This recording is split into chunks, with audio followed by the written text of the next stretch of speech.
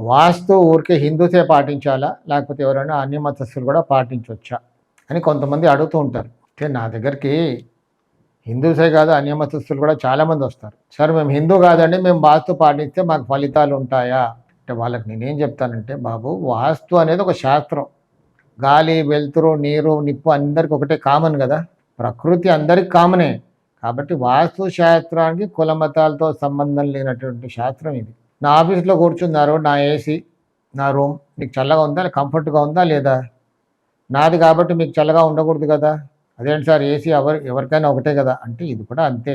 ప్రకృతి గాలి అందరికీ ఒకటే. సూర్యరశ్మి అందరికీ ఒకటే. సింపుల్‌గా చెప్పాలంటే ప్రకృతి అందరికి ఒకటే. ప్రకృతికి కుల మతాలతో సంబంధం లేనటువంటి శాస్త్రం. బయట వాతావరణం మారిందనుకోండి, అందరికి ఆరోగ్యం కొంచెం ఇది చేస్తుంది కదా! జలుబు చేస్తుంది కదా! సో, ఇది అంతే. వాస్తుకి కుల మతాలతో సంబంధం లేదు.